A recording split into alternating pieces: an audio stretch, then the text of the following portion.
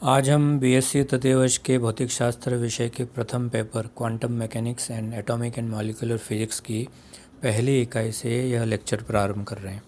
इसमें हम क्वांटम सिद्धांत की आवश्यकता एवं इसके उद्भव के बारे में पढ़ेंगे।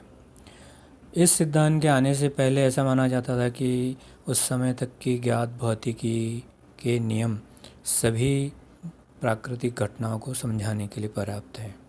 यह भी माना जाता था कि पदार्थ के कण न्यूटन की गति के नियमों का पालन करते हैं तथा विकिरण, जिन्हें हम विद्युत चुंबकीय तरंगें मानते हैं, वो मैक्सवेल की समीकरणों के अनुसार व्यवहार करती हैं। तो क्वांटम सिद्धांत से पहले की जो संपूर्ण भौतिकी है उसको अब हम चिरसम्मत भौतिकी कहते हैं या क्लासिकल फिजिक्स कहते हैं। बाद में अनेक ऐसे प्रायोगिक घटनाओं के बारे में, तथ्यों के बारे में पता चला जिनको कि हम चिरसम्मत भौतिकी के नियमों से नहीं समझा सके। बहुत सारी ऐसी घटनाएं, उनमें से कुछ प्रमुख घटनाएं हैं कृष्णिका का विकिरण ऊर्जा स्पेक्ट्रम, प्रकाश विद्युत प्रभाव, कॉम्पटन प्रभाव आदि। हम यहाँ पर इन्हीं 3 घटनाओं के बारे में पढ़ेंगे। क्वांटम भौतिकी का जन्म इन्हीं नए तथ्यों को समझाने के प्रयासों से हुआ है। सबसे पहले हम कृष्णिका विकिरण स्पेक्ट्रम की बात करें। नियत ताप पर रखी हुई कोई भी कृष्णिका है, उसकी दीवारों से निरंतर विकिरण उत्सर्जित होते रहते हैं और दीवारों से परावर्तित होकर पूरी कृष्णिका में फैलते हैं और अवशोषित भी होते रहते हैं। आंशिक रूप से अवशोषित और परावर्तित होते रहते हैं। सिद्धांततः अगर हम कहें तो बहुत कम तरंग दैर्ध्य से लेकर बहुत ज़्यादा तरंग दैर्ध्य तक की सभी तरंग दैर्ध्यों के विकिरण इसमें उत्सर्जित और अवशोषित होती रहती हैं। क्योंकि कृष्णिका का ताप स्थिर है तो हम ये मानते हैं कि कृष्णिका ऊष्मीय साम्यावस्था में है। कृष्णिका की दीवार में एक छेद बनाते हैं जिससे कि विकिरण बाहर भी उत्सर्जित होते रहते हैं। इसमें यह जो छिद्र से उत्सर्जित विकिरण है, इसमें सभी संभव तरंग दैर्ध्य वाली विकिरण होती हैं और इसी सभी तरंग दैर्ध्य वाले विकिरणों को हम कृष्णिका विकिरण कहते हैं। लूमर और प्रिंगशाइम ने अलग अलग तापों स्थित कृष्णिका से उत्सर्जित विकिरणों के स्पेक्ट्रमी ऊर्जा वितरण का अध्ययन किया। स्पेक्ट्रमी ऊर्जा वितरण का अध्ययन यानी अलग अलग तरंग दैर्ध्य वाले विकिरणों की कितनी मात्रा हमें प्राप्त हो रही है उसका अध्ययन किया। अलग अलग तापक्रमों पर कृष्णिका की स्पेक्ट्रमी उत्सर्जन क्षमता ई लैम्बडा और तरंग दैर्ध्य का मापन कर उनके बीच में वक्र खींचा है। यही ग्राफ स्पेक्ट्रमी ऊर्जा वितरण ग्राफ कहलाता है। इस ग्राफ को अगर देखें तो इसकी कुछ विशेषताएं हैं। पहली विशेषता, हर ताप पर, कम हो या ज़्यादा हो, हर ताप पर हर तरंग दैर्ध्य के विकिरण उत्सर्जित होती हैं और अलग अलग तरंग दैर्ध्यों के लिए उत्सर्जित विकिरणों की जो मात्रा है वो अलग अलग है और यह वक्र सतत है। यानी ऐसा नहीं है कि किसी बीच में किसी एक विशेष वेवलेंथ की तरंग दैर्ध्य के लिए कोई विकिरण उत्सर्जित ही नहीं हुई है। दूसरा, तापक्रम बढ़ने के साथ में हर तरंग दैर्ध्य वाली विकिरणों की मात्रा बढ़ती है। तीसरा, किसी एक ताप पर तरंग दैर्ध्य के बढ़ने के साथ में स्पेक्ट्रमी उत्सर्जन क्षमता का मान पहले बढ़ता है, किसी एक विशेष तरंग दैर्ध्य पर इसका मान अधिकतम हो जाता है और तरंग दैर्ध्य का मान और बढ़ने पर स्पेक्ट्रमी उत्सर्जन क्षमता ई लैम्बडा का मान पुनः घटने लगता है। अधिकतम उत्सर्जन क्षमता, जिसको हम यहाँ ई लैम्बडा एम कह रहे हैं, वह जिस तरंग दैर्ध्य पर हमें प्राप्त होती है उस तरंग दैर्ध्य का मान तापक्रम बढ़ने के साथ में कम होता जाता है। यानी तापक्रम बढ़ने के साथ में लैम्बडा एम, जिस पर कि उत्सर्जन क्षमता का मान अधिकतम है, वह लघु तरंग दैर्ध्य की ओर विस्थापित होता जाता है। अर्थात लैम्बडा एम तापक्रम की व्युत्क्रमानुपाती है और यही वीन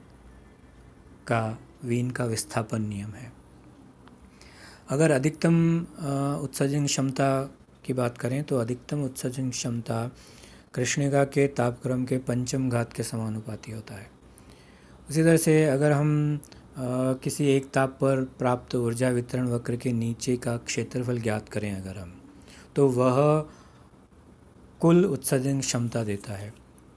अगर हम वक्र के नीचे का ग्राफ खींचना चाहें तो पूरे क्षेत्रफल को हम बहुत सारे छोटे छोटे स्ट्रिप्स में डी लैम्बडा मोटाई की स्ट्रिप्स में डिवाइड कर रहे हैं। हर स्ट्रिप की का एरिया निकाल लें, क्षेत्रफल निकालें और सबको जोड़ दें, या ये कहें कि हम इंटीग्रेशन कर दें पूरे वक्र पर, यानी लैम्बडा इक्वल टू 0 से लेकर लैम्बडा इक्वल टू इन्फिनिटी तक इंटीग्रेशन कर दें, तो हमें कुल उत्सर्जन क्षमता, या जिसको हम कहें कुल क्षेत्रफल प्राप्त हो जाएगा, जो कि कुल उत्सर्जन क्षमता देता है। और जो कुल उत्सर्जन क्षमता है वह कृष्णिका के परम ताप के चतुर्थ घात के अनुक्रमानुपाती होता है। यह स्टीफन बोल्ट्जमैन नियम है, और यहाँ जो सिग्मा कांस्टेंट है, यह स्टीफन नियतांक कहलाता है। अगर हम चिरसम्मत सिद्धांत के आधार पर कृष्णिका वितरण को समझाने का प्रयास करें तो वीन और रेले और जीन, इन वैज्ञानिकों ने चिरसम्मत सिद्धांत के आधार पर कृष्णिका विकिरण स्पेक्ट्रम को समझाने का प्रयास किया। सबसे पहले अगर वीन के विकिरण नियम को देखें तो वीन ने ऊष्मागतिकी के सिद्धांतों के आधार पर स्पेक्ट्रम में उत्सर्जन क्षमता ई लैम्बडा को कैलकुलेट किया, और उसने जो फार्मूला दिया वो हमने यहाँ लिखा हुआ है। इस फॉर्मूले को हम दूसरी तरह से भी ले सकते हैं। ई लैम्बडा की जगह अगर हम स्पेक्ट्रमी ऊर्जा घनत्व यू लैम्बडा का प्रयोग करें तो यू लैम्बडा के टर्म्स में भी हम वीन के विकिरण का नियम लिख सकते हैं। अब अगर इस वीन के विकिरण नियम को हम देखें तो यह केवल लघु तरंग दैर्घ्य वाले परास को ही समझा पा रहा है, यानी कम तरंग दैर्घ्य के मानों पर जो कृष्णिका विकिरण का स्पेक्ट्रम है उसी को समझा रहा है। वीन के नियम के अनुसार जैसे जैसे तरंग दैर्घ्य बढ़ेगी यू लैम्बडा का या ई लैम्बडा का मान लगातार बढ़ता रहता है, परंतु वास्तव में एक विशेष तरंग दैर्घ्य के बाद में पुनः यू लैम्बडा या ई लैम्बडा का मान घटना चाहिए। तो इस प्रकार वीन का विकिरण केवल लघु तरंग दैर्घ्य परास में ही कृष्णिका विकिरण स्पेक्ट्रम को समझा पा रहा है। रेले और जीन्स ने भी इसको समझाने का प्रयास किया। रेले और जीन ने कृष्णिका में अप्रगामी तरंगों की अभिधारणा को मानते हुए और मैक्सवेल बोल्ट्जमैन सांख्यिकी के आधार पर ऊर्जा वितरण के नियम का प्रतिपादन किया। इस नियम के अनुसार उन्होंने जो ऊर्जा घनत्व का फॉर्मूला दिया वो लिखा हुआ है। इस नियम से अगर हम कृष्णिका विकिरण स्पेक्ट्रम को समझाने का प्रयास करें तो हम ये देखते हैं कि यह नियम केवल दीर्घ तरंग दैर्घ्य माने ज़्यादा तरंग दैर्घ्य वाली भाग को ही समझा पा रहा है कृष्णिका विकिरण स्पेक्ट्रम के। लघु तरंग दैर्घ्य वाले परास में जो बढ़ रहा है तरंग दैर्घ्य के साथ में यू लैम्बडा का मान, उसको यह नहीं समझा पा रहा है। इस तरह में देखते हैं कि वीन का विकिरण नियम और रेले और जीन्स का विकिरण नियम दोनों ही अलग अलग इस कृष्णिका विकिरण स्पेक्ट्रम के अलग अलग भागों के, एक लघु तरंग दैर्घ्य परास वाले भाग को समझा पा रहा है और दूसरा दीर्घ तरंग दैर्घ्य वाले भाग को समझा पा रहा है। पूरे कृष्णिका विकिरण स्पेक्ट्रम को ये दोनों नियम नहीं समझा पाए हैं, जो कि चिरसम्मत भौतिकी के आधार पर समझाने का प्रयास किया गया था। इसको समझाने के प्रयास में प्लांक ने क्वांटम सिद्धांत की परिकल्पना दी और उसने इसके आधार पर, क्वांटम परिकल्पना के आधार पर अपना विकिरण नियम दिया।